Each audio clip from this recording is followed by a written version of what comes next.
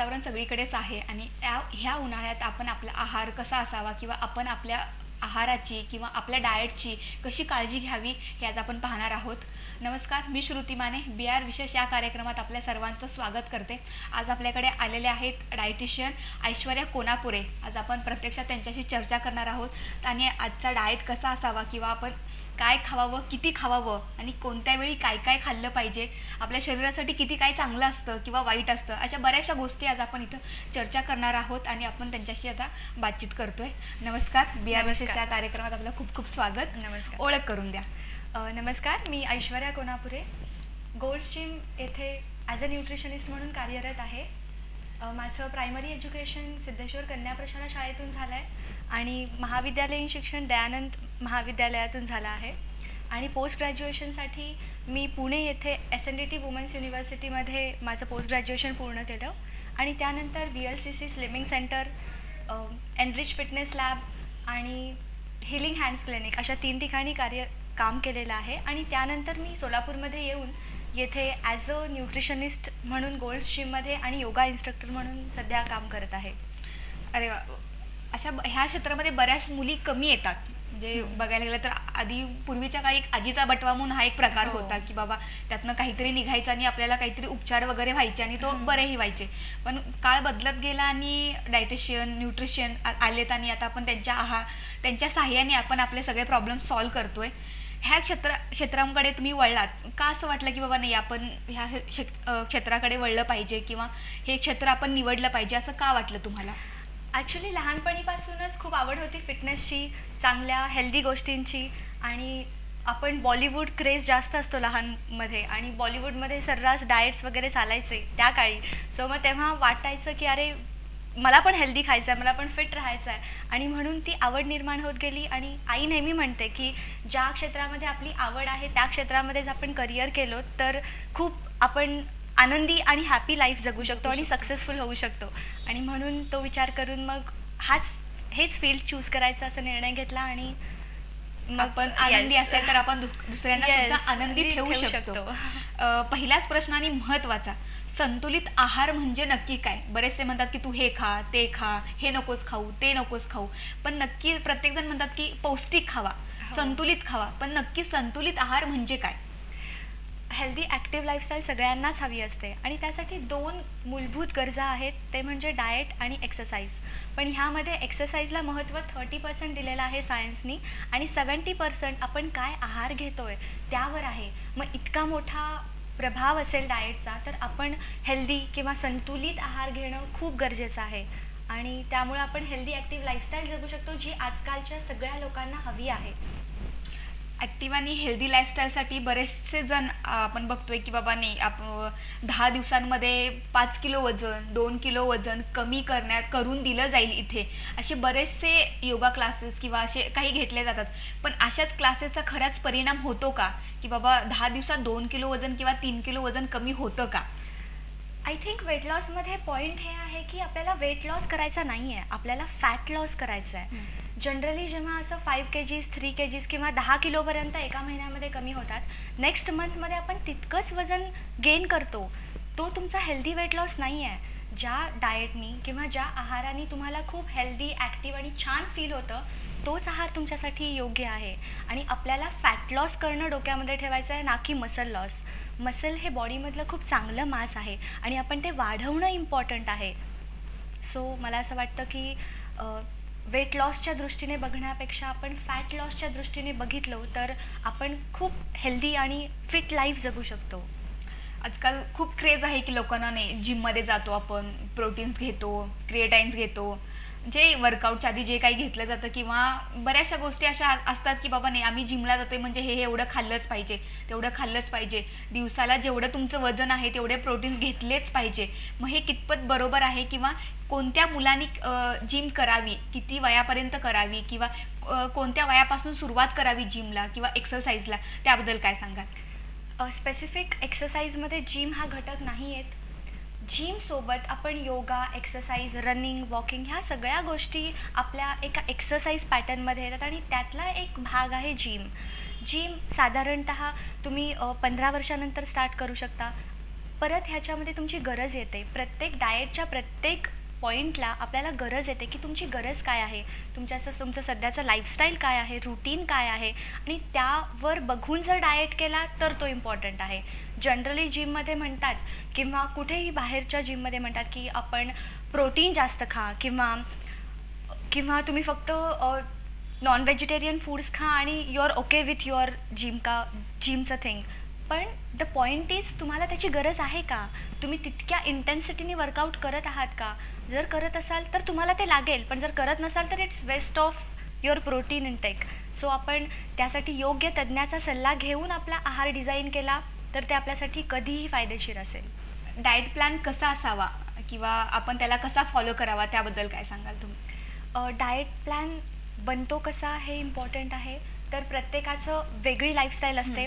Age, weight, height, त्या क्लायंटचे likes, dislikes, त्यांचं व्हेजिटेरियनिझम, non व्हेजिटेरियनिझम काय आहे, की लॅक्टो, ओव्हो व्हेजिटेरियन, खूप सारे प्रकार असतात, खूप साऱ्या गरजा असतात आणि खूप डिफरंट कॅटेगरीज असतात. कारण की एक व्यक्ती दुसऱ्या व्यक्तीपेक्षा पूर्ण वेगळा असतो आणि त्यामुळे त्याचा आहारही तसा पूर्ण वेगळा असतो.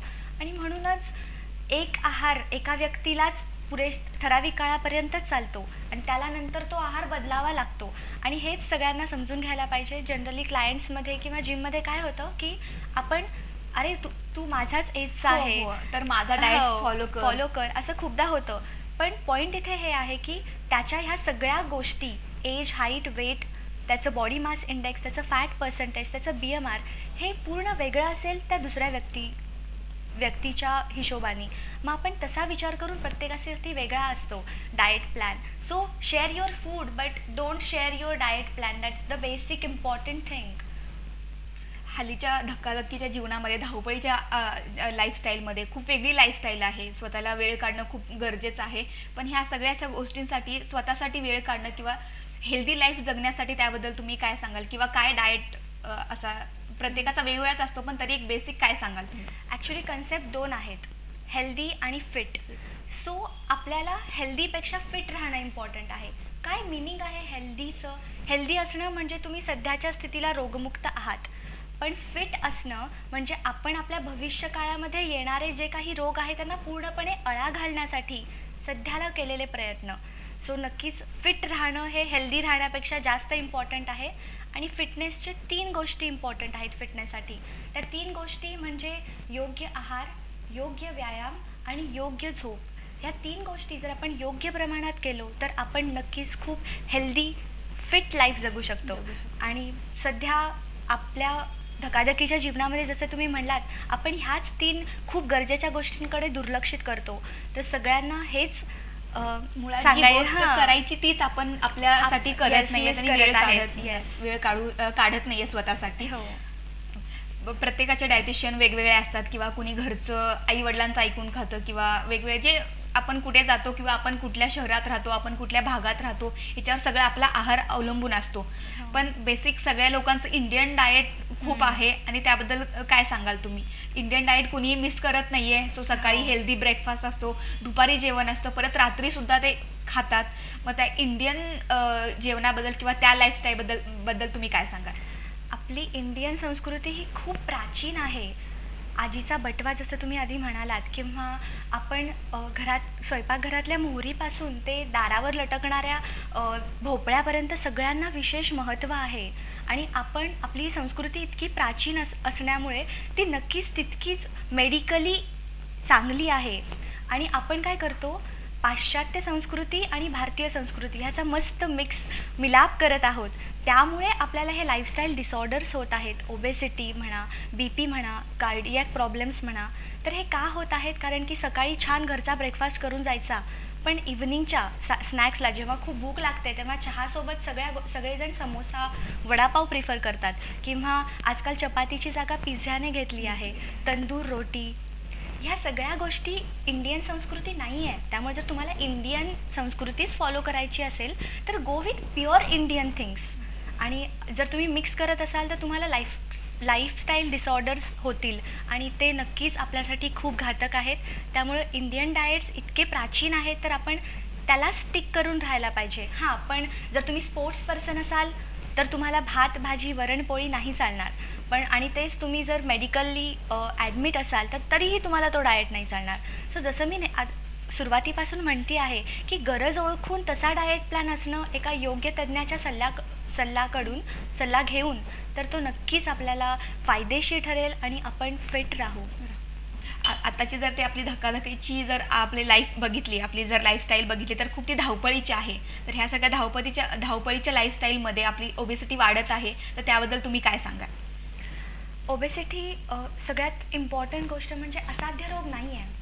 आपण एक हेल्दी फिट लाईफस्टाईल जगून तो पूर्णपणे नाहीशी करू शकतो.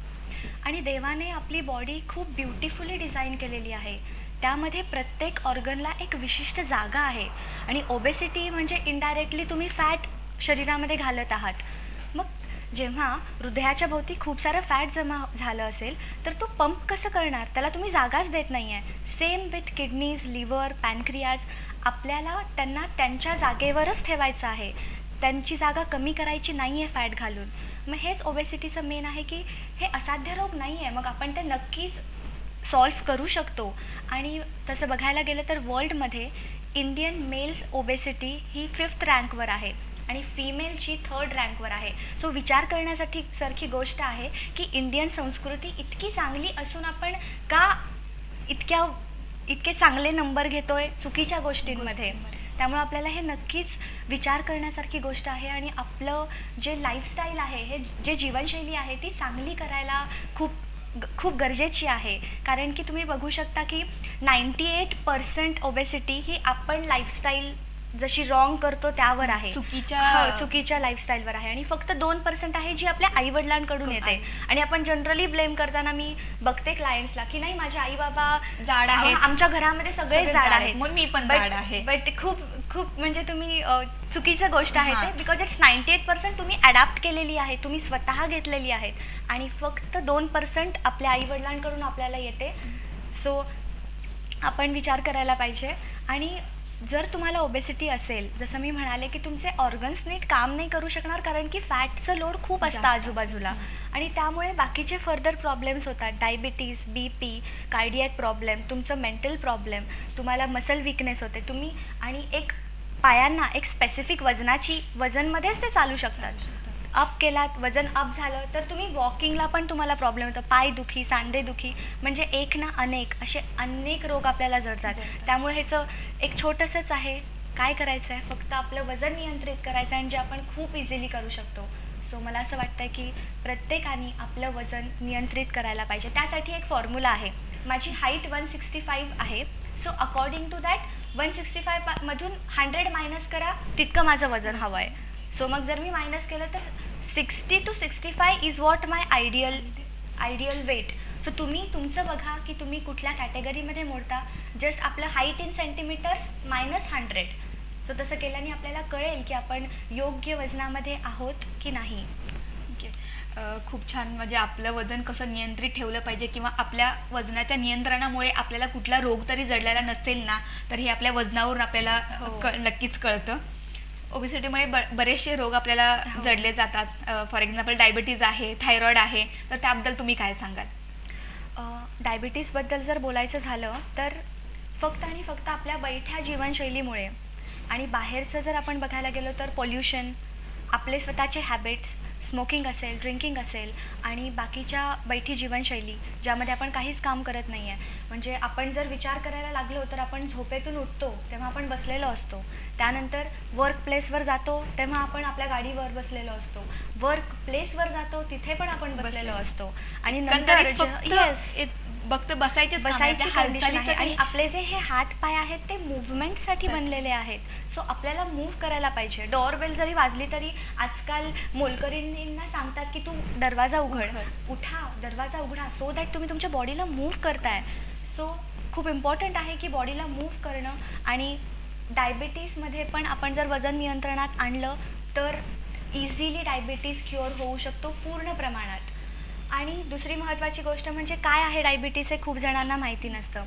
तर डायबिटीज म्हणजे आपण जे काही खातोय त्यामध्ये एक प्रकारचं म्हणजे एक शुगर रिलीज करतं किंवा ग्लुकोज रिलीज करतं आणि ते डिरेक्टली आपल्या ऑर्गन्सपर्यंत, अवयवांपर्यंत नाही जात. सो पॅनक्रियाजमध्ये बीटा सेल्स ऑफ लँगरहॅन्स म्हणून एक जे सेल्स असतात ते इन्शुलिन सिक्रीट करतं आणि ते आपल्या त्या शुगर मॉलिक्यूलला अटॅच होऊन पूर्ण बॉडीभर जातं आणि सगळ्या ऑर्गन्सला पुरवलं जातं. जेव्हा माणसाला डायबिटीस होतो तेव्हा आपलं बॉडी डॅमेज होते, इनडायरेक्टली डॅमेज बॉडी आपण असं म्हणू शकतो, किंवा आपले सेल्स डॅमेज होतात. त्यामुळं तिथे एक लॉक सिस्टीम असते. जर हेल्दी असेल तर तो लॉक उघडतो आणि सगळे न्यूट्रियंट्स आणि ग्लुकोज ॲब्झॉर्ब होतात त्या सेलमध्ये. पण इफ यू आर अनहेल्दी, जर तुम्ही डायबेटिक असाल तर ते पूर्ण लॉक राहतं आणि तिथे आतपर्यंत न्यूट्रिशन जाऊ शकत नाही. सो आणि मग रक्तामध्ये शुगर आढळते आणि मग तेव्हा डॉक्टर म्हणतो की हां तुम्हाला डायबिटीस झालेला आहे. सो अशा प्रकारे डायबिटीस वर्क होतो. सो तुम्ही विचार करा. आणि सगळ्यात वर्स्ट गोष्ट म्हणजे 3 गोष्टी होऊ शकतात. रेटॅनोपॅथी म्हणजे आपले डोळे जाऊ शकतात, नेफ्रोपॅथी म्हणजे आपली किडनी फेल होऊ शकते आणि न्यूरोपॅथी म्हणजे आपल्याला कार्डियॅक प्रॉब्लेम्स होऊ शकतात. आपल्याला तिथेपर्यंत जायचंच नाही आहे. त्यामुळे आपण आपल्यावर हेल्दी वेनी जर प्रेम केलो, स्वतःवर हेल्दी वेनी प्रेम करा. आपण म्हणतो की जठराग्नी आहे आपल्या पोटामध्ये. आपण एखाद्या यज्ञाला जसं आहुती देताना खूप पवित्र गोष्टींची आहुती देतो, तशाच प्रकारे ही आपली अग्नी आहे. ह्याला खूप चांगल्या हेल्दी गोष्टींनी तुम्ही म्हणजे भरून टाका किंवा फक्त हेल्दी गोष्टीच कॉन्झ्युम करा. That's the only better way to cure diabetes. Diabetes कमी करण्यासाठी अशा काही टिप्स तुम्ही आमच्या प्रेक्षकांना द्याल का, जेणेकरून त्याचा फायदा आमच्या प्रेक्षकांना होईल आणि काय म्हणतात त्याची माहितीसुद्धा मिळेल की बाबा नाही आपण काय खायला पाहिजे किंवा आपल्या खाल्ल्याने डायबिटीज वाढेल किंवा कमी होईल. ओके, 5 अशा गोष्टी मी सांगते ज्यांनी आपण डायबिटीसचं कंट्रोल करू शकतो. सगळ्यात महत्त्वाची गोष्ट म्हणजे हालचाल, एक्सरसाइज. बॉडीला मूव्ह करा, एक्सरसाइज करा. दिवसभरातून ॲटलीस्ट 60 मिनटं आपण स्वतःसाठी देऊ शकतो, आपल्या स्वतःच्या आरोग्यासाठी देऊ शकतो. फक्त डायबिटीसच क्युअर नाही होणार एक्सरसाइजनी, तर बाकीचे जे काही प्रॉब्लेम आहेत ते पण क्युअर होतील. जेव्हा आपण चालतो तेव्हा हृदयाची धडधड वाढते, हृदयाचे एक्सरसाइज होत आहेत. वॉक करत आहोत, पायामधले मसल्स मूव्ह होत आहेत. So exercise is the first thing. Then second thing आहे सिनेमन पावडर म्हणजे दालचिनी पावडर. सो ती डायबिटीस क्युअर करण्यासाठी किंवा इन्शुलिन सेन्सिटिव्हिटी वाढवण्यासाठी खूप इम्पॉर्टंट आहे. त्यामुळं रोज 3 चमचे, छोटे 3 चमचे दालचिनी पावडरचे सेवन करणं गरजेचं आहे. आणि त्यानंतर आहे प्रोटीन. जनरली आपण म्हणतो की प्रोटीनबद्दल खूप मिसकन्सेप्शन आहे लोकांमध्ये. That's the different part. पण हाय प्रोटीन इंटेक आणि गुड फॅट खाणं खूप इम्पॉर्टंट आहे. जनरली आजकालच्या मुली किंवा मुलं बघतो आपण की नाही फॅट मला झिरो फिगर हवी आणि त्यामध्ये आपण पूर्ण फॅट कट डाऊन करतो. पण आपण एक योग्य प्रकारचं फॅट खाणं ते आपण नंतर बघूच यात. फॅट खाणं, प्रोटीन खाणं ह्या 2 गोष्टी खूप इम्पॉर्टंट आहेत. And the last important is की आपलं जे स्टमक आहे त्याचं साईज फक्त 500 ते 700 ml इतकीच आहे. जर आपण आणि आपण विचार करा सकाळपासून आपण breakfast, lunch, dinner, meat, snacks हे सगळ्या गोष्टींनी किती वेट होतं. त्यामुळं भरतच जातोय आपण. त्यामुळं त्याची लिमिट फक्त 500 ते 700 ml इतकी आहे. त्यामुळे जे म्हणतात की कमी जेव्हा भूक कमी असेल तेव्हाच थांबा. म्हणजे जेव्हा अर्धी भूक भरली असेल तुमची तेव्हाच थांबा. That's the very good thing. कारण की तुम्ही मग पूर्ण डायजेस्ट करत आहात. आणि जेव्हा आपण ओव्हरडो करतो गोष्टींचा तेव्हा तुमचं इंटेस्टाईनपासून सगळं भरत आहे, मग डायजेशन कुठून होणार आणि मग नक्कीच डायबिटीससारख्या गोष्टी होऊ शकतात. त्यामुळं लास्ट थिंग इज की तुम्ही मॉडरेशनमध्ये खा. It's the key to control diabetes. सांगण्याचा अर्थ असाच आहे की तुम्हाला जर तुमचा रोजचा डाएट जर 3 पोळी किंवा 2 पोळी असेल तर एखादी अर्धी पोळी कमी खा, जेणेकरून ते पचनक्रिया तुमची व्यवस्थित होईल आणि तुम्हाला परत फ्रेश फूड खाण्यासाठी इच्छासुद्धा होईल. धकाधकीच्या जीवनामध्ये आपण खूप स्ट्रेसफुल असतो. बॉटम लाईन हेच असते की आपल्याला हॅपीनेस पाहिजे असतो. पैसे कमवतो हॅपीनेससाठी, खूप कष्ट करतो, एंडला पैसे मिळून हॅपीनेस मिळावा ह्यासाठीच. पण फ्युचरचा विचार करूनही आपण खूप सेविंग्स करतो. पण मग आपण आपल्या फ्युचरसाठी हेल्दी का विचार नाही करू शकत? कारण की आपल्याला सध्याच्या जीवनामध्ये हेल्दी विचार करण्याची गरज आहे. खूप पैसे कमवलेले आहेत पण ते तुम्ही युटिलाइजच करू शकत नाही आहे. त्या पैशाचा उपभोगच घेऊ शकत नसेल तर काहीच उपयोग नाही आहे. त्यामुळं कंटिन्युअसली तुम्ही हेल्थचा विचार करणं गरजेचं आहे. कारण की शेवटी कोणी आपल्यासोबत नसेल तर ही बॉडी आपल्यासोबत शेवटपर्यंत राहते. येस.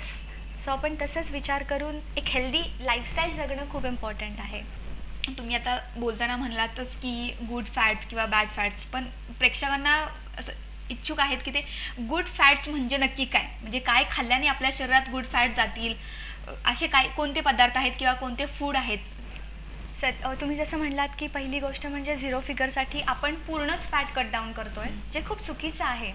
गुड फॅट ही कन्सेप्ट म्हणजे तुपाचं प्रमाण आपल्या आहारामध्ये किती असावं, किंवा कोकोनट ऑइल, नारळाचं तेल, किंवा मग बटर असेल. आपण ह्या गोष्टींच्या तर खूप लांब गेलेलो आहोत, पण ह्या गोष्टी ज्या आहेत, ह्या 3 गोष्टी बटर, कोकोनट ऑइल आणि घी, ह्या आपल्यासाठी खूप महत्त्वाच्या आहेत आणि दैनंदिन जीवनामध्ये आपण त्या ॲड करणं खूप इम्पॉर्टंट आहे. आपण जसं म्हणतोय की व्हेजिटेबल ऑइल्सचा विषय मी इथं घेत नाही आहे, कारण की जे आपण सूर्यफूल तेल, शेंगा तेल वगैरे खातोय, आपण जर सायंटिफिक वेनी बघायला जायचं झालं तर हे जे आहेत, जे म्हणाले बटर, घी आणि कोकोनट ऑइल, हे शॉर्ट किंवा मीडियम चेन फॅटी ॲसिड्स आहेत. आणि जे काही व्हेजिटेबल ऑइल आहेत जे आपण जनरली खातो, प्रत्येक घरामध्ये ते दिसतं, ते आहे long chain fatty acids. Short chain fatty acid किंवा मीडियम चेन फॅटी ॲसिड काय करतं की तुम्हाला ते तुमच्या जेवणामध्ये म्हणजे तुमच्या डेली ॲक्टिव्हिटीजमध्ये युटिलाइज होतं. पण हे जे व्हेजिटेबल ऑइल ते लाँग चेन आहेत, ते शरीरामध्ये जास्त काळ साचून राहतात आणि म्हणून आपल्याला ऑइलचं स्विच करून, म्हणजे नॉर्मल व्हेजिटेबल ऑइल स्विच करून आपण जर कोकोनट ऑइल किंवा घीचा वापर, तुपाचा वापर करत असेल तर आपण खूप हेल्दी वेनी त्या फॅटकडे बघत आहोत. आणि जर तुम्हाला व्हेजिटेबल ऑइल्स खायचे असतील तर तुम्ही खाऊ शकता, पण मेक शुअर तुम्ही बघा तुमच्या तेलाकडे, ते चिकट आहे का, त्याला वास येत आहे का. जर तो उग्र वासाचा आणि चिकट असेल तर तुम्ही ते नॅचरल खात आहात. हे जे रिफाईंड केलेले ऑइल्स आहेत ते आपल्यासाठी नाही आहेत, किंवा आधीचे लोक जर खात असतील तर ते युटिलाइज तर करू शकत असतील. दळणं असेल किंवा पाणी ओढणं असेल, त्याने त्यांचं ॲक्टिव्हिटी होत होती. पण आपली लाईफस्टाईल ही खूप राजेशाही आपण म्हणू शकतो तशी झालेली आहे. आणि त्यामध्ये जर आपण व्हेजिटेबल ऑइल्सच खाल्लो, म्हणजे जे आपण रोज खातो ते खात गेलो, तर आपल्याला नक्कीच फॅटच्या लेअरवर लेअर फॉर्म होतील. सो असं फॅट खा जे तुम्हाला इझिली युटिलाइज होईल, आणि ते फॅट म्हणजे बटर, घी आणि कोकोनट ऑइल. सो आपण आपलं नॉर्मल ऑइल स्विच करून हे करायला पाहिजे, किंवा नॉर्मल बियाणांचं पण आपण तेल यूज करू शकतो. जवसाचं तेल आहे, तिळाचं तेल आहे, तर आपण ते तेलांचा वापर करा. पण तुम्ही स्वतः बनवून ना, थोडे कष्ट लागतील, किंवा एक इकॉनॉमिकमध्ये एक स्टेटमेंट आहे की डिमांड करा मग ती आपल्याला मिळते. पॉप्युलेशनचं असंच असतं की डिमांड करा मग मिळेल. आपण जर सगळे मिळून डिमांड केलो एका हेल्दी गोष्टीसाठी तर ऑफकोर्स मिळेल. अर्थातच. आणि काय म्हणतात, सांगायलाही असं काही हे नाहीये की आजीबाईचा बटवा आणि मॉडर्न डायटिशियनमध्ये काहीच फरक नाहीये. येस, आजीबाईचा बटवा सुद्धा तेच सांगत होता आणि तुम्ही सुद्धा तेच सांगत आहात की फक्त हेल्दी खा, गुड खा. पण तुम्ही आता जे म्हटलात की उग्रवास किंवा चिकट पदार्थ, आजकाल मुलींना ते नको असतं. मुलींना काही एकंदरीत कोणालाच नको असतो. तूप खायचं म्हणलं की असं नाक मुरडलं जातं की नाही, मी तूप नाही खाणार, मी जाड होईन. किंवा आजकाल मुली तर खोबऱ्याचं तेल सुद्धा डोक्याला लावायला नको म्हणतात.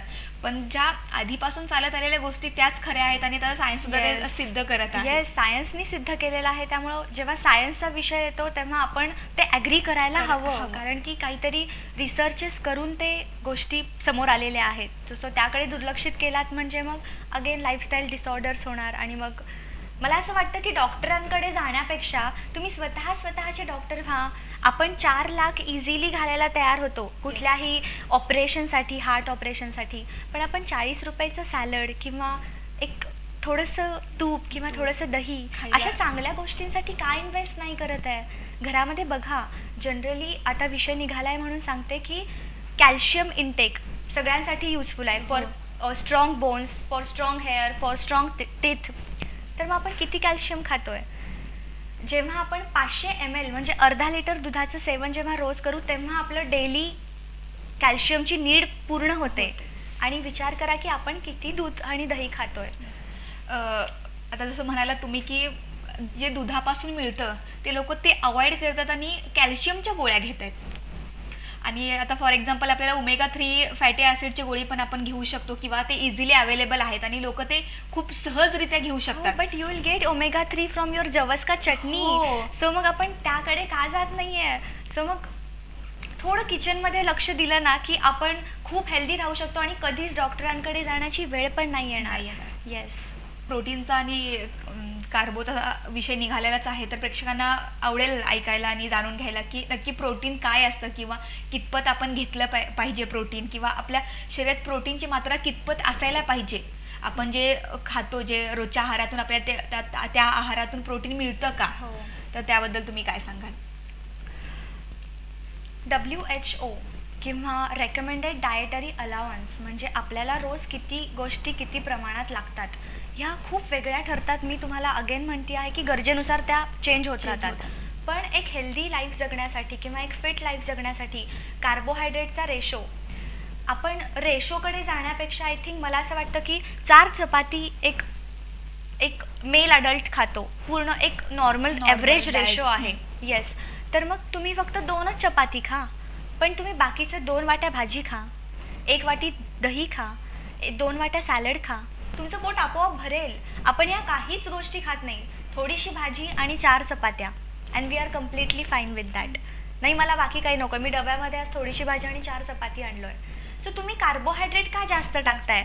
म्हणजे चौरस आहार, आजीचा बटवा परत आला की चौरस आहार घ्या, सगळ्या गोष्टी घ्या. चटण्या, आपण जे चटणी खातो ते खूप इम्पॉर्टंट आहे. जवसाची चटणी, तिळाची चटणी, कारळाची चटणी, ह्यामधून तुम्हाला ओमेगा 3च्या टॅबलेट्स किंवा कुठल्याही दुसरा टॅबलेट घ्यायची गरज पडणार नाही. सो आपण हे कार्बोहायड्रेट किंवा प्रोटीनचे जे फॅट आहे ते आपण असंच कमी करू शकतो. किंवा एक सिम्पल रेसिपी पण सांगते आत्ताच की आपण प्लेन चपाती खातो, त्या चपातीमध्ये तुम्ही थालपीठसारखं करा, त्यामध्ये तुम्ही बीट ग्रेट करून घाला किंवा कॅरेट ग्रेट करून घाला, मुळा घाला. प्रत्येक दिवशी वेगळं कलरफुल जेवण असेल तर मुलं पण जेवतील. सो मग जर तुम्ही अशा प्रकारे फायबर इंट्रोड्यूस केलात तर डायबिटीज आणि BP आणि ओबेसिटी कुठे दूरपर्यंत दिसणारच नाही. आणि अजून हेल्दी लाईफस्टाईल आणि तुम्ही फुलफिल, म्हणजे लोकांना काय वाटतं की अरे नाही, तुम्ही जो डाएट देता, डायटिशियन जो डाएट देते त्याच्याने आम्हाला खूप रिकामं वाटतं किंवा भरल्यासारखं वाटत नाही. हे ट्राय करून बघा, तुम्हाला खूप फुलफिलिंग वाटेल, तुम्हाला नंतर 4 तासांनीच भूक लागेल.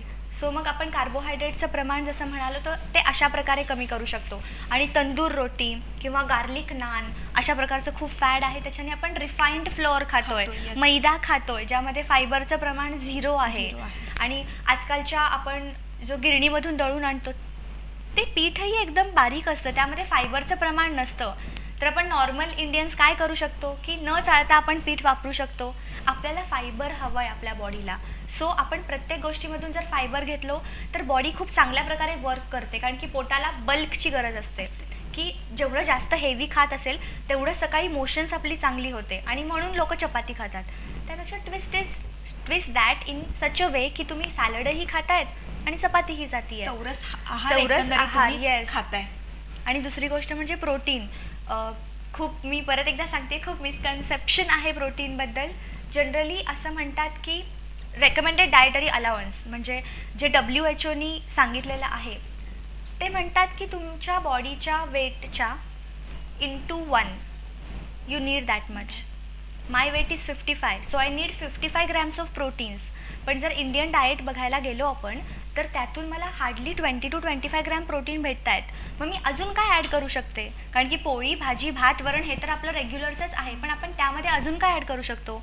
तर आपण पनीर ॲड करू शकतो, डाळी, उसळी ह्या गोष्टी, किंवा स्प्राउट्स, ह्या सगळ्या गोष्टी, मटकी तुम्ही म्हणालात स्प्राउट्स, ह्या सगळ्या गोष्टी, मिल्क अँड मिल्क प्रोडक्ट्स, दही असेल, ताक असेल, ह्या सगळ्या छोट्या छोट्या गोष्टीतून आपल्याला खूप चांगल्या प्रकारे प्रोटीन भेटतं. सो आपण ते आपल्या डेली लाईफमध्ये खाणं, किंवा प्रोटीनचं एकदम किंग म्हणायचं झालं तर नॉन व्हेजिटेरियन थिंग्स आहेत. सो मी नॉन व्हेजिटेरियन थोडं जास्त प्रमोट करते.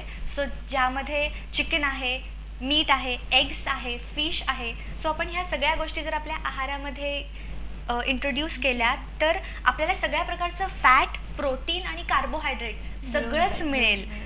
येस. म्हणालात की तुम्ही खूप कमी काय व्हेजिटेरियन जरा हे म्हणजे लोकांना सांगता, आणि non veg provide in the sense की तुम्ही सांगता, सजेशन देता लोकांना की बाबा की बाबा नाही नॉनव्हेज खा, पण कितपत नॉनव्हेज खायला पाहिजे किंवा व्हेजिटेरियन किंवा नॉन व्हेजिटेरियन जे लोक आहेत, आता खूप लोक असं नॉनव्हेजवाले असतात की नाही तू काय व्हेजवाला आहे, आमच्याकडे बघ किती व्हरायटी आहेत, आणि नॉनव्हेजवाले म्हणतात की व्हेजिटेरियनवाले की तू काय तुझ्याकडे बघ थोडेसेच व्हरायटी आहेत, आमच्याकडे बघ किती व्हरायटी. सो कुठेतरी हे लोक व्हेज आणि नॉनव्हेजमध्ये असं कम्पॅरिझन होत चालले का, किंवा व्हेज गुड आहे की नॉनव्हेज गुड आहे, हे काय सांगाल तुम्ही? दोन्हीही बॅड नाही आहेत, दोन्हीही त्यांच्या त्यांच्या वेनी करेक्ट आहेत. जर तुम्ही व्हेजिटेरियन आहात तर तुम्हाला एका तज्ज्ञाचा सल्ला घेऊन, आहार तज्ज्ञाचा सल्ला घेऊन त्याला विचारा की कुठल्या अशा व्हेजिटेरियनचे गोष्टी आहेत ज्यामधून मी माझं प्रोटीन इंटेक हाय करू शकतो.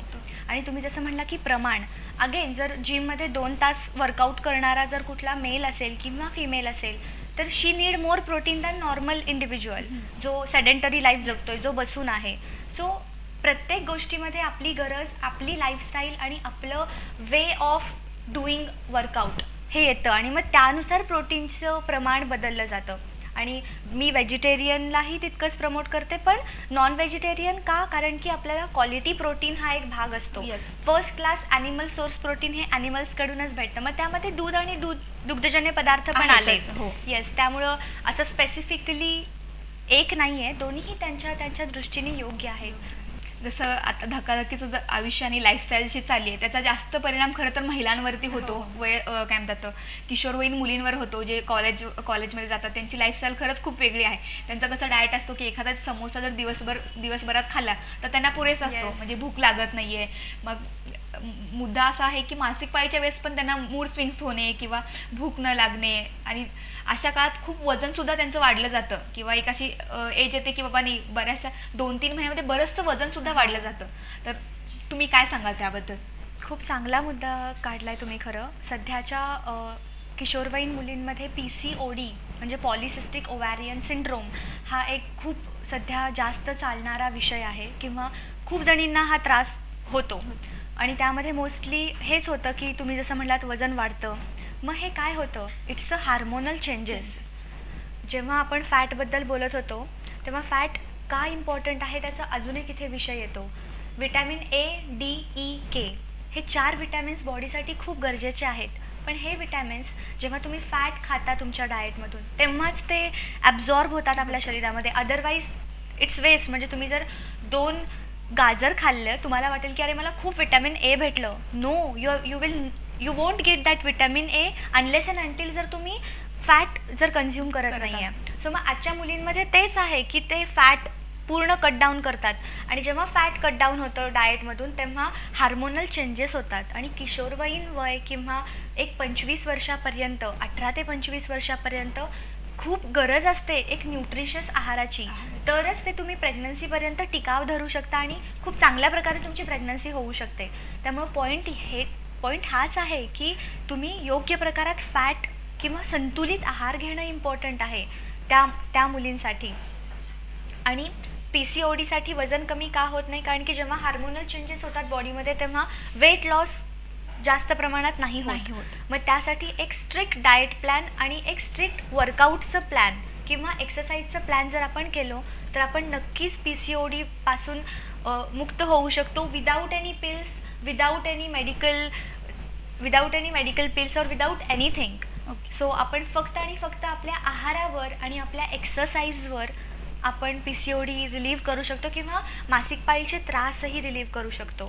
त्यासाठी 5 असे टिप्स आहेत जे मला सांगू वाटतील PCODसाठी, म्हणजे ज्या मुलींना PCOD आहे किंवा ज्यांना तुम्ही म्हणालात की वजन वाढत आहे किंवा पाळी रेग्युलर येत नाही आहे, त्यासाठी तुम्ही नक्कीच पहिल्या डॉक्टरांकडे जावा. बघा तुम्हाला PCOD आहे का थायरॉईड आहे ते टेस्ट करून घ्या, आणि जर ते टेस्ट पॉझिटिव्ह निघाल्या तर you will need dietitian and fitness consultant जे तुम्हाला पूर्ण फिटनेस पॅकेज देईल. हे एक्सरसाइज करा, हे डाएट करा.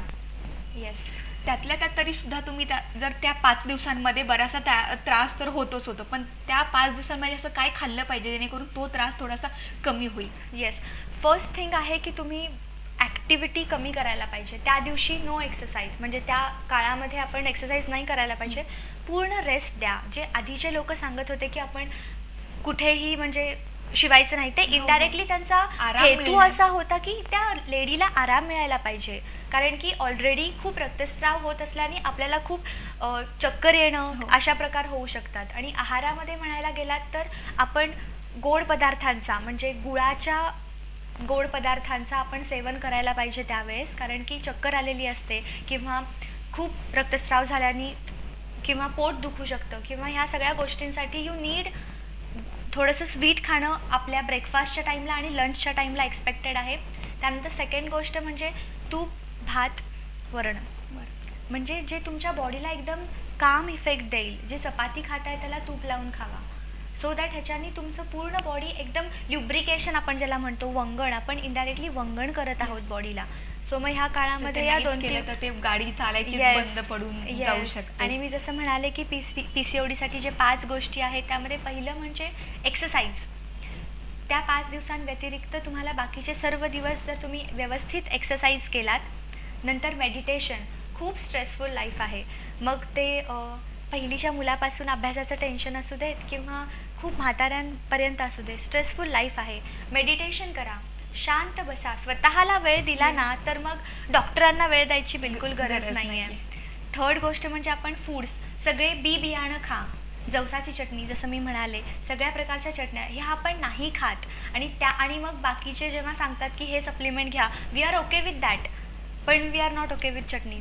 सो कारळाची चटणी, तिळाची चटणी आईला सांगा करायला आणि त्या आपल्या आहारामध्ये इंट्रोड्यूस करा.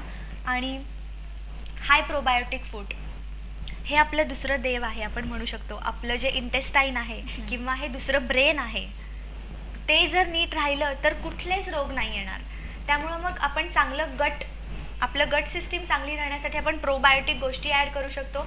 त्या प्रोबायोटिक गोष्टींमध्ये आहे दही, ताक आणि फर्मेंटेड फूड. डोसा असेल, इडली असेल, तर ह्या सगळ्या गोष्टी जेव्हा आपण आपल्या आहारामध्ये करू तेव्हा एक खूप आपण चांगला गट बॅक्टेरिया निर्माण करतो, ज्याने डायजेशन चांगलं होतं आणि रोगप्रतिकार शक्ती सुद्धा या ऑफकोर्स इम्युनिटी सिस्टीम आपली चांगली होते. आजकाल आपण कुठेही गेलो तर पॅकेट फूड खातो. पॅकेट खुला पेट फुला म्हटल्यासारखं आहे. पण लहान मुलांना आपण कुठेही बाहेर गेलो किंवा घरात जरी असलं तरी कुणीही येतं किंवा आपल्याकडे जर गेस्ट जरी आले तरी आधी कसं फळं किंवा काहीतरी आणायचे, आजकाल येताना कसं काहीतरी पॅकेट फूड घेऊन येतात. मग तो बेकरी आयटम्स असतील, ब्रेड असेल किंवा कुरकुरे असेल, चिप्स असतील. मग ते लहान मुलांना कितपत ते योग्य आहे किंवा लहान मुलंच नाही तर एकंदरीत सगळ्यांसाठीच ते पॅकेट फूड किती योग्य आहे का किंवा अयोग्य आहे, खायला पाहिजे का? कारण की आधीच्या काळी तरी लहान मुलांना आई किंवा आजी असेल तेव्हा एका चपातीचा रोल किंवा एका भाकरीचा रोल करून त्याला थोडंसं लसूण किंवा कूट लावून द्यायचे आणि ते मुलं आनंदाने खायचे. सो त्याच्याबद्दल आता ते तर काही सगळं काय म्हणतात विसरूनच गेलेले आहेत आणि आजकाल पॅकेट घ्या, खात बसा असं आहे. तर त्याबद्दल तुम्ही काय सांगाल किंवा लहान मुलांना काय तुम्ही आहार सजेस्ट कराल? मला खूप वेळा ॲक्च्युली प्रश्न पडतो की जेव्हा पाहुणे घरामध्ये येतात तेव्हा ते मिठाई घेऊन येतात किंवा बंद पाकिटातल्या गोष्टी घेऊन येतात, पण जेव्हा कोणीतरी आजारी पडतं तेव्हा फ्रूट घेऊन येतं. म्हणजे मग मी आईला असा प्रश्न विचारला की म्हणजे हे ते पॅकेट फूड देऊन आजारी पडतात आणि मग परत आजारी पडल्यानंतर फळ आणतात, मग हे आत्ताच का फळ नाही आणत? म्हणजे मी तर माझ्या सगळ्या रिलेटिव्हला सांगून ठेवलंय की काही आणायचं आहे ना की मला फळं आणा किंवा नट्स आणा किंवा असे काही हेल्दी गोष्टी आहेत जे आपण ड्रायफ्रुट्स खाऊ शकतो. सो असे हेल्दी गोष्टी खाणं खूप इम्पॉर्टंट आहे. पॅकेट फूड किंवा प्रोसेस्ड फूड त्यामध्ये फर्स्ट ऑफ ऑल सॉल्टचं प्रमाण जास्त असतं. परत सॉल्टचा विषय आला म्हणजे थायरॉइड अप डाऊन होतं, कारण की बटरफ्लाय शेप्ड ग्लँड असते आपल्या नेकमध्ये, ती आपल्या पूर्ण बॉडीमध्ये T3, T4, TSH हे हार्मोन सिक्रेट करत असते. जेव्हा आपण असे प्रोसेस्ड किंवा बंद पाकिटातले गोष्टी खातो तेव्हा त्यामुळे आपलं सॉल्टचं प्रमाण वाढत आहे. सो आपल्याला त्याकडं म्हणजे तुम्ही कुठलाही बघा, मग ते कुरकुरे असेल किंवा एनिथिंग, सो त्यामध्ये तुम्ही सॉल्टचं प्रमाण जास्त असल्याने तुम्हाला परत हार्मोनल इश्यूज होऊ शकतात. आणि इट्स नॉट लाईक की एक खाल्लंय म्हणून मला होईल. आपण आपली लाईफस्टाईलच तशी बनवतोय. सेरेलॅक, हॉर्लिक्स किंवा कॉर्नफ्लेक्स किंवा अशा खूप सारे ब्रेकफास्ट आयटम्स आपल्याला खूप सेलिब्रिटीज प्रमोट करतात, पण त्यापेक्षा पोहे चांगले नाही आहेत का किंवा उपमा चांगला नाही आहे का? पोह्यामधून आपल्याला आयर्न भेटू शकतो, फक्त केव्हा भेटू शकतं? जेव्हा आपण त्यावर लिंबू स्क्वीज करतो, लेमन स्क्वीज करतो, तेव्हा you will get good amount of iron. पण आपल्याला ते नकोय. नको आपल्याला जेव्हा करीना कपूर सांगते की अरे सेरेलॅक्स में तो आयन होता है या फिर एनिथिंग, म्हणजे जेव्हा कोणीतरी असं बोलतं तेव्हा आपण खूप अरे वाव म्हणजे त्याच्यामधून आयन भेटतं. पण अरे आपल्या घरच्या पोह्यांमधून आपल्याला आयन भेटत आहे. We should think about that. किंवा जो काही सुशिला करते आई त्याच्यामधून पण आपल्याला आयन भेटत आहे. सो मग तुम्ही त्या गोष्टींकडे न जाण्यापेक्षा तुम्ही घरच्या चांगल्या गोष्टींकडे जा. म्हणजे प्रत्येक घरात बनलेल्या गोष्टीतून आपल्याला काही ना काही मिळतच असतं. येस, ट्राय करा तुम्ही की 1 मंथ तुम्ही फुल पॅकेट फूड बंद करा. त्यानंतर वजन आपोआप 3 ते 4 किलो एका महिन्यामध्ये कमी होईल. त्यामुळं डायटिशियनचीही गरज नाही आहे. आजीकडे बसा, तिला नीट व्यवस्थित सगळं विचारा. She will explain you all the things. त्या समर चालूच आहे आणि उन्हाचा मारा तर आपण बघतो की खूप आहे. तर लहान मुलं उन्हात खेळतात, आता सुट्ट्या पण लगेच लागतील, तर उन्हात मुलं खेळतात. मग अशा मुलांसाठी किंवा प्रत्येकासाठीच तर तुम्ही समर डाएट किंवा अशा उन्हामध्ये काय असे लिक्विड सरबत वगैरे असतील तर तुम्ही ते कसे सांगाल किंवा काय करायला सांगाल की जेणेकरून तुमची बॉडी पाण्याने अशी भरून त्या सरबताने निघून जाईल? येस, समरमध्ये जनरली प्रत्येक ऋतूमध्ये आहार हा वेगळा असतो. त्यामुळे समरमध्ये स्पेसिफिकली आहार म्हणजे लाईट आहार आपण घेतो. खूप कलरफुल फ्रूट्स बाहेर येतात. पण पॉईंट असा आहे की उन्हाळ्यामध्ये खूप जण फक्त फळं खातात. But we are indirectly ingesting sugar. कारण की सुक्रोज, डेक्स्ट्रोज, फ्रुक्टोज हे फळामध्ये असतं. तर मग ते it's as equal harmful to as equal harmful as sugar. So आपल्याला जास्त फळं खायचं नाही आहे. पूर्ण दिवसभरातून 1 किंवा मॅक्झिमम 2च फळं आपण खाणं गरजेचं आहे. आणि जर बॉडी कूल ठेवायची असेल तर सब्जा सीड्स, चिया सीड्स आपण ज्याला म्हणतो, एक best way. Yes, best way आहे जे आपल्या बॉडीला फुल कूल डाऊन करतं. आणि आयुर्वेदाचं अमृत म्हणजे ताकचा मारा आपण करू शकतो. इझिली अवेलेबल आहे. आणि लिंबू पाणी ह्या उन्हामध्ये आपण जेव्हा बाहेर पडतो तेव्हा खूप चक्कर आल्यासारखी होते. पण कमी साखर घालून, थोडंसं मीठ घालून आणि भरपूर लेमन स्क्वीज करून जर आपण पिलं तर आपल्याला इतकं रिफ्रेशिंग कुठल्याही कॅन बॉटलपेक्षा ते जास्त रिफ्रेशिंग असेल. So full no to can bottles आणि full yes to lime water, coconut water and so naturally prepared केलेलं कोकम सरबत आपण घेऊ शकतो. सो अशा खूप सारे लिक्विड्स आहेत जे आपण प्रिफर करू शकतो rather than preferring other kind food stuffs, liquid stuffs. So ह्या उन्हाळ्यात मस्त खा पी, किती भटका, किती उन्हात फिरा, पण घरच्या बनवलेल्या जे सरबत आहेत, काय म्हणतात, कोकम सरबत आहे, लिंबू सरबत आहे, नारळ पाणी आहे, ताक आहे, हे सगळं प्या आणि मस्त राहा. हा समर खूप एन्जॉय करा. येस. एक फुल असा एक डाएट प्लॅन जर सांगायचा असेल किंवा सकाळी उठल्यापासून ते रात्री झोपेपर्यंत जर एक प्रेक्षकांना जर आमच्या एक दिवसभराचा जर प्लॅन सांगितला तर ते खुश तर होतीलच आणि एकंदरीत सर्वसामान्यांना सुद्धा कळून जाईल की आपला दिवसभराचा आहार कसा असला पाहिजे. जसं मी आधी म्हणाले तसं गरजेनुसार प्लॅन चेंज होतो. पण एक बेसिक प्लॅन मी सांगू शकते. दिवसाची सुरुवात तुम्ही स्वतःच हातवर करा की कोण कोण चहा पिऊन करतं. त्यामुळं आपण एक चांगल्या फ्रेश एनर्जेटिक डेला स्टार्ट करतोय आणि आपण चहा पिऊन स्टार्ट करतोय. म्हणजे आपण आपल्या पूर्ण सिस्टीममध्ये चहा घालतोय. कारण की पूर्ण रात्रभर तर उपाशी असतो आपण. त्यामुळं का असं म्हणतात की तुम्ही कोमट पाणी आणि लिंबू घ्या, कारण की आपण आपल्या पूर्ण बॉडीला डिटॉक्स करतोय, म्हणजे एकदा धुवून काढतोय सो दॅट ती रेडी होईल नंतरचे सगळे मील्स खाण्यासाठी तयार होईल. सो मग आपण चहा घेण्यापेक्षा कधीही लिंबू पाणी म्हणजे ल्युकवॉर्म लेमन वॉटर घेणं कधीही चांगलं आहे. पण त्यामध्ये हनी ॲड करण्याची काहीच गरज नाही आहे. कारण की honey is equal to sugar is equal to jaggery, म्हणजे गूळ, साखर आणि हनी इक्वलच आहे. त्यामुळे ते ॲड करण्याची खास करून गरज नाही आहे. ज्यांना ॲसिडिटीचा त्रास असेल ते मॉर्निंगला लेमन त्यांनी न घेतलेलं चांगलं, पण ते दिवसभरातून लेमन घेऊ शकतात. First thing in the morning की तुम्ही लाईननी स्टार्ट करू नका if you are acidic person. Then त्यानंतर विषय येतो ब्रेकफास्टचा. ब्रेकफास्टचं मिनिंग काय आहे? To break our overnight fast. जे काही पूर्ण रात्रभराचा उपवास झालेला आहे तो सकाळी ब्रेक करायचा आहे. आणि मोस्ट ऑफ द पीपल ते करतच नाही, स्किप करतात. म्हणजे असे स्किप करतात. जेव्हा मी क्लायंटची हिस्ट्री घेते तेव्हा ते म्हणत असतात की नाही ब्रेकफास्ट नाही करती हूँ मैं डायरेक्टली लंच करती हूँ. क्या खाती हूँ इतना सारा खाती हूँ. तुम्ही राहता कसे, म्हणजे ब्रेकफास्ट हे खूप अर्ली उठल्यानंतर 2 तासाच्या आत तुमचा नाश्ता व्हायलाच हवा. हो. कारण की त्यालाच ब्रेकफास्ट म्हणतात. आपल्याला तो फास्ट ब्रेक करायचा आहे, उपवास तोडायचा आहे. आणि तो खूप हेल्दी आणि घरगुती गोष्टींनी असेल तर जास्ती चांगलं. जर तुम्ही कुठल्या फॉर्ममध्ये एक्सरसाइज करत असाल तर तुम्ही 2 अंडी ॲड करू शकता, उसळी ॲड करू शकता. म्हणजे इट डिपेंड्स ऑन यू की तुम्ही किती हेल्दी आणि चांगली डिश बनवताय. माझ्या मते इंडियन डाएट्स आर गुड मी म्हणते, पण मग तुम्ही अर्धा प्लेटच पोहे घ्या आणि त्या दुसऱ्या अर्ध्या प्लेटमध्ये छान एग व्हाईट्स किंवा पूर्ण एग खा. सो मग तुमची प्लेट पण खूप दिसायला डिफरंट दिसेल आणि तुम्ही एका मीलमध्ये 2 डिफरंट गोष्टी ॲड करत आहात. You get more nutritious. Enjoy पण करू शकता तुमचा एन्जॉय पण करू शकता.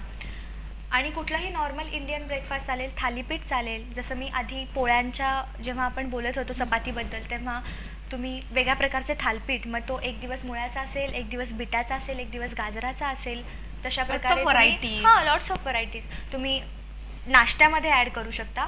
त्यानंतर नाश्ता टू लंच हे फक्त 4 तासानंतर लगेच लंच व्हायला हवं आपलं आयडियली. आणि त्यामध्ये तुम्ही कुठलंही लिक्विड पिऊ शकता. आता समर आहे तर खूप स्कोप आहे खूप सारे लिक्विड्स प्यायचं. त्यामुळं मध्ये एखादं लिंबू पाणी किंवा एखादं नारळ पाणी तुम्ही ॲड करू शकता. आणि मग येतो लंच. मग लंचमध्ये जसं मी आधी म्हणाले की तुम्ही don't go for more of chapatis. Chapati तुम्ही 1 घ्या आणि त्यासोबत तुम्ही बाकीचे म्हणजे 2 वाट्या सॅलड, 1 वाटी डाळ, 2 वाट्या भाज्या, ह्या गोष्टी खाल्ल्या तर तुम्हाला आपोआप चपाती कमी जाईल. तरी चौरस आहार जायला पाहिजे. आणि आपल्याला भाज्या शेंगाचा कूट टाकून करायच्या नाही आहेत. त्यामुळं एकदम कमी शेंगाचा कूट असेल किंवा कमी ऑइल असेल तशा भाज्या तुम्ही इझिली खाऊ शकता. किंवा काही जण मसालेदार करतात तर आपण 2 वाट्या भाज्या नाही खाऊ शकत मसालेदार. त्यामुळे एकदम लाईट फ्रेश कमी स्पायसेस ॲड केलेली भाजी तुम्ही घ्या. आणि त्यानंतर येतो इव्हनिंगचं स्नॅक्स. खूप इम्पॉर्टंट आहे. जर तुम्ही एक वेळ लंच स्किप करा पण तुम्ही तुमचं इव्हनिंगचं जेवण म्हणजे स्नॅक्स स्किप करू नका. आणि snacks is not in the sense of vada pav और समोसा. तुम्ही एक खूप हेल्दी म्हणजे 2 अंडी खा, थोडीशी उसळ, स्प्राउट्स भेळ म्हणून एक डिश आहे जी मी सगळ्यांना रेकमेंड करते.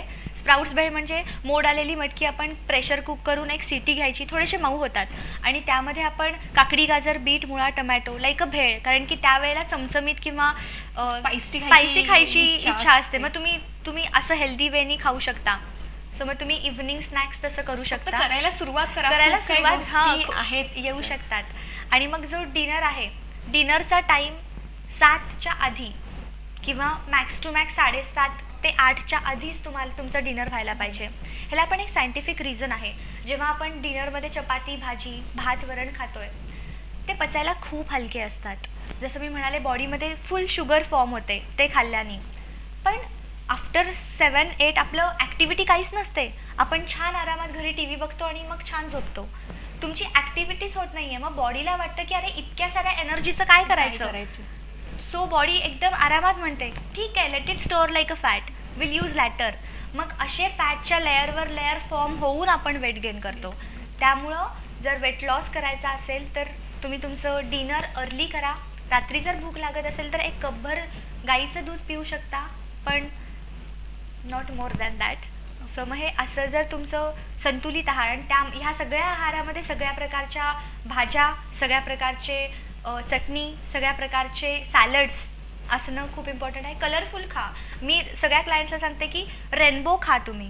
म्हणजे रेनबोमधले सगळे कलर्स रोज जर तुम्ही खात असाल तर तुम्ही खूप हेल्दी, ॲक्टिव्ह आणि फिट लाईफ जगू शकता.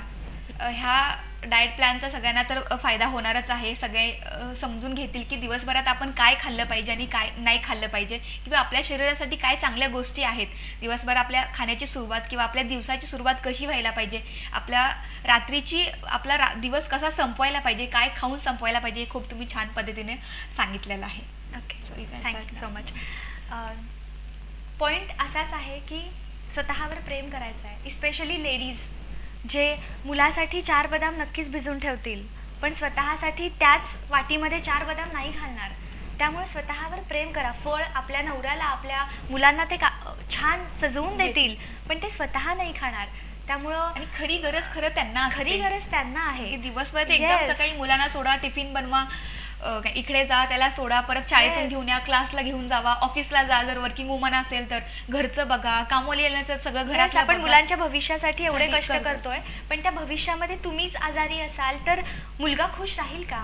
ह्या ना. गोष्टीचा आपण विचार करायला पाहिजे आणि पेरेंट्सनी पहिला हेल्दी राहून मग मुलांना हेल्दी वेज ॲड करायला पाहिजे, कारण की मुलं बघत बघतात, असतात. ऑब्झर्वेशन खूप Yes. असतं. जर आई वडील घरचं खात असेल तर मुलगा कुरकुरे किंवा पॅकेट फूड मागणारच नाही. नाहीये. त्यामुळं विचार करा, स्वतःवर प्रेम करा, भरपूर प्रेम करा आणि कुठल्याही रोगाला जवळ आणूच नका.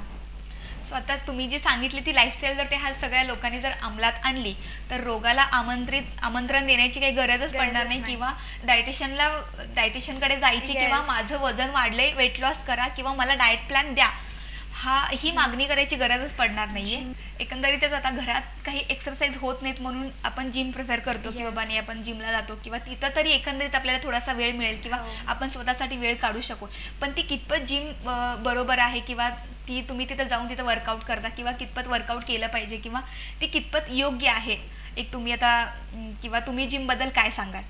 मी गोल्ड्स जिम सोलापूरमध्येच ॲज अ न्यूट्रिशनिस्ट आणि ॲज अ योगा इन्स्ट्रक्टर म्हणून कार्यरत आहे. सो मग मी तिथे खूप जणांना बघते, जेव्हा आपल्या घरी व्यायाम होत नसतो तेव्हा कुठल्या तरी एक टेंडन्सी असते माणसाची की जिथे आपण पैसे भरतो ना तिथे आपण रेग्युलर जातो. त्यामुळे जर ही टेंडन्सी असेल तर प्लीज पैसे भरा आणि जिम जॉईन करा, कारण की that's the only way to do your physical activity. तिथे तुमचं सेपरेट कार्ड बनवलं जाईल, ज्या कार्डमध्ये तुम्हाला जो गोल असेल. काही काही जणांची अप्पर बॉडी जास्त असते, काही काही जणांची लोअर बॉडी जास्त असते. सो डिपेंड ऑन दॅट तुमचं कार्ड बनलं जाईल आणि त्या कार्डनुसार आणि ते कार्ड एक फिटनेस एक्सपर्ट डिझाईन करेल. सो मग अशा प्रकारचं जेव्हा एक्सरसाइज होतं तेव्हा जिम नक्कीच चांगली आहे. आणि एक खूप मिसकन्सेप्शन आहे की असं म्हणतात की मुलींनी जर वेट ट्रेनिंग केलं किंवा एक्सरसाइज केलं तर त्यांना मुलांसारखे मसल्स येतात, पण आपल्यामध्ये तो हॉर्मोनच नसतो ज्याच्याने आपलं मसल वाढेल. सो मुली कितीही ॲक्टिव्हिटी केल्यात तर त्यांची बॉडी मस्क्युलर नाही बनणार, पण येस त्यांचं कॅल्शियम ॲब्झॉर्प्शन, त्यांचे सगळे न्यूट्रिएंट ॲब्झॉर्प्शन खूप चांगल्या प्रमाणात होतील जस्ट बिकॉज ते वेट ट्रेनिंग करत आहेत. आणि ते करणं खूप जास्त इम्पॉर्टंट आहे मुलींसाठी. मुलं तर ते करतच असतात, त्यांना तर इट्स लाईक क्रेज आहे. पण इट्स गुड क्रेज. मला जेव्हा मी आता जिममध्ये काम करते तेव्हा मला खूप चांगलं वाटतं की ही जी क्रेज आली आहे त्यामुळे ॲटलिस्ट जी मुलं आहेत, जी सध्याची यंग जनरेशन आहे ती खूप चांगल्या अप्रोचनी एक्सरसाइजकडे बघत आहेत. सो जर तुम्ही एक्सरसाइज करत असाल किंवा जिम करत असाल तर त्यामध्ये काहीच वाईट नाही आहे. तुम्ही नक्कीच ते कंटिन्यू करू शकता. आणि गोल्ड जिम ही सगळ्या इक्विपमेंट्सनी भरलेली जिम आहे आणि विथ स्विमिंग पूल पण आहे. Yes, no, it's a international gym. Yes, सगळ्या ऑल ओव्हर इंडियामध्ये त्याचे ब्रँचेस आहेत आणि ते आता सोलापूर एवढं डेव्हलप करत आहे तर त्याची ब्रँच सोलापूरमध्ये सुद्धा आहे. गेल्या 2 वर्षापासून ती कार्यरत आहे. आणि एक तुमच्यासाठी ऑफर घेऊन आली आहे. ॲज मी गोल्ड्स जिममध्ये काम करते, सो मग तुम्ही या इंटरव्ह्यूचा एक फोटो तुमच्या मोबाईलमध्ये काढलात आणि आमच्या जिममध्ये येऊन दाखवलात तर तुम्हाला 2 दिवस free trial pass, free gym करायला भेटेल गोल्ड्स जिममध्ये. त्यामुळे तुम्ही ही संधी घालवू नका. जे कोणी बघत असेल आणि ज्यांना कोणाला फिट आणि हेल्दी राहायचं असेल त्यांनी नक्कीच फोटो काढा आणि 2 दिवस जिममध्ये येऊन तुम्ही जिमचा लाभ घेऊ शकता. येस, सोलापुरात बऱ्याच सगळ्या प्रेक्षकांना हे खरं तर काय म्हणतात गुड न्यूज म्हणायला काही हरकत नाहीये. बऱ्याच जणांनी सगळ्या जिम ट्राय जर करून झाल्या असतील आणि जर तुम्हाला गोल्ड जिम ट्राय करायची असेल तर तुम्ही ह्या प्रोग्रामचा एक स्क्रीनशॉट तुमच्या मोबाईलवरती एक फोटो काढून स्क्रीनशॉट काढू शकता आणि तो तुम्ही गोल्ड जिम मध्ये दाखवा आणि 2 दिवसाचा फ्री सेशन तुम्ही घेऊ शकता. So enjoy your 2 days. Yes, आज ऐश्वर्या आपल्यासोबत होत्या आणि त्यांनी खूप छान आणि खूप मस्त माहिती दिलेली आहेत. कसं खावावं, किती खावावं, आपल्या शरीरासाठी काय लागतं किंवा आपल्या गरजा काय आहेत खाण्यासारख्या. आपलं शरीर म्हणजे हे काही पोतं नव्हे. सो तुम्ही ते खाताय आणि भरताय ते भरतच जाताय. सो असा नकाच करू. त्यांनी व्यवस्थित सांगितलेलं आहे. तुम्हाला व्यवस्थित डाएट प्लॅन फॉलो करायला दिलेला आहे. 1 दिवसाचा डाएट प्लॅन तो तुम्ही रोज सुद्धा फॉलो करू शकता. ते त्यांनी पण आधी जर तुम्हाला तुमचं स्पेसिफिकली तुम्हाला डाएट प्लॅन हवा असेल, तुमचे काही गोल्स असतील तर ते अचीव करण्यासाठी तुम्हाला आहार तज्ज्ञांचा सल्ला घेणं खूप इम्पॉर्टंट आहे. येस, त्यांचं असंही म्हणणं आहे की तुम्ही जर तुम्हाला एक हेल्दी आणि एक छान ॲक्टिव्हिटीज जर ॲक्टिव्ह लाईफस्टाईल जर हवी असेल तर तुम्ही नक्कीच एकदा तरी तुम्ही डायटिशियनला भेट द्या आणि त्यांच्या डाएटनुसार तुम्ही तुमचा डाएट फॉलो करा. मग त्याच्या अजून तुम्हाला मस्त एक छान हेल्दी लाईफसोबत तुम्ही त्याच्यासोबत तुम्ही एन्जॉय करू शकता. तुम्ही इथे आलात आणि खूप छान माहिती दिल्याबद्दल तुमचं BR विशेष या कार्यक्रमात पुन्हा स्वागत आणि खूप खूप धन्यवाद. मी पण खूप आभारी आहे मनीष सरांची, BR न्यूज चॅनलची, ज्यांनी मला इथे संधी दिली बोलायची आणि माझ्या सगळ्या सोलापूरकरांना डाएटबद्दल माझ्या परीने जितकं सांगता येईल तितकं मी सांगितलं. त्यामुळं धन्यवाद. सो हेल्दी खा, फिट राहा, मस्त खा आणि आपली लाईफ एन्जॉय करा. हेल्दी खा, stay wow, that's very important. Active राहा. ॲक्टिव्ह राहा. हेच आहे. So thank you. थँक्यू. धन्यवाद.